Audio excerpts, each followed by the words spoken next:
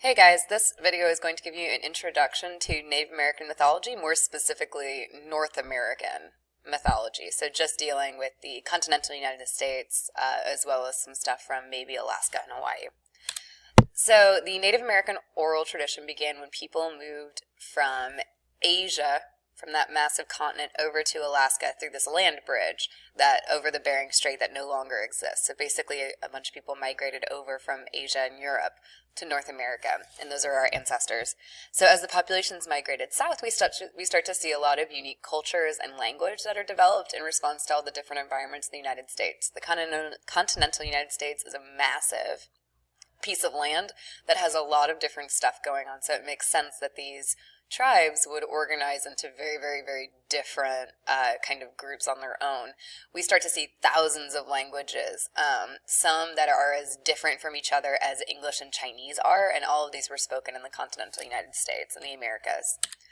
So each of these cultures and each of these tribes developed their own stories and their own mythology. A lot of them share some similar traits, but again, each one was special and significant to the tribe that it came from.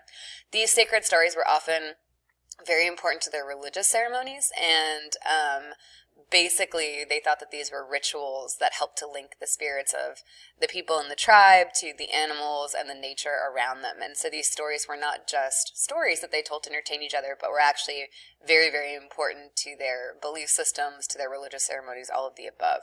So these earliest stories have evolved through hundreds of generations of people telling these stories over and over and over again as part of an oral tradition. So now they're really a living part of the Native American tradition. In Native American mythology, we say the sacred earth as a repeated kind of idea. Basically, it's this idea that everything on the planet, all the animals, all the rocks, all the water and nature and wind and things like that, all are part of the sacred cycle of life that humans have to treat with respect. There's also the idea that everything that is on the earth has a soul within it, and as such is sacred. So even something as simple as taking the life of an animal would be taking the life of something sacred, and as such thanks would need to be given or something like that to make the sacrifice acceptable. So basically they thought that the natural world was incredibly sacred, and this is seen repeatedly throughout their stories. This also bought into their idea that no one person could own land. Basically it belongs to everything that lives on it, people and animals included. This mindset about land is part of the reason why they were taken advantage of by colonists so easily, because they just didn't believe that you could own land. So when the colonists started taking over it, they didn't see it as that big of a deal. Sadly, it would have been to their detriment. Native American literature focuses on an oral tradition with creation and origin myths as the main focus of their literature.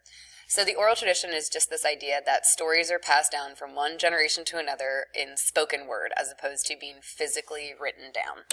This means that This means that the stories would often change from storyteller to storyteller, and that these myths and these religious texts were actually a living history and a living testament to these people. It also means that it was much easier for these myths to be lost, which is why a lot of them do not exist anymore in our current history, because the people who knew them died or forgot the language and things like that. So kind of the danger of an oral tradition as well. Creation mythology is just this idea that a lot of the stories focus on how natural phenomena or how human beings or how a certain mystery of the world came into being. A lot of their myths focus on explanation rather than making something up. Origin myths explain this with the natural world more specifically. So how did the wind, stars, sun, moon come to exist? Or why does a certain tribe have certain beliefs or customs or cultural traditions? A lot of them also share similar archetypes, so these are going to be symbols or patterns or character types or settings that are found in literature, but across different cultures and across different time periods. Examples of this are things like the trickster archetype. So Native American mythology focuses a lot on trickster gods who, much like Anansi from African mythology, so they're not really good, they're not really evil, they just kind of do their own thing. We also see repeated ideas of children born with these opposite qualities, so are born of the same parent. So in an Iroquois myth, we have the sky woman who gives birth to twins, one good and one evil, right? The left-handed twin, the right-handed twin. And this kind of archetype of, one good twin and one evil twin explains this eternal struggle between light and dark, or between order and chaos. The myths and these rituals that are associated with them still play a central role in traditional Native American cultures in the United States.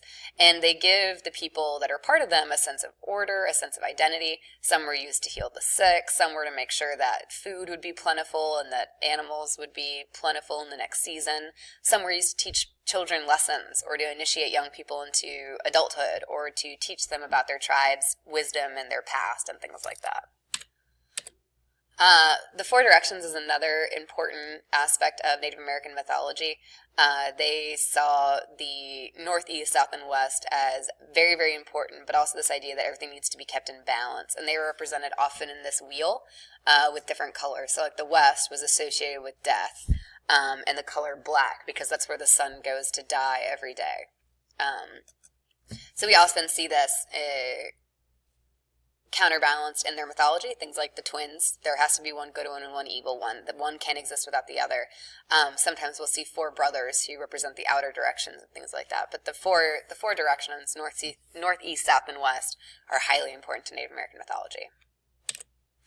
All right, guys, remember to watch this and to take your quiz. Thanks. Bye.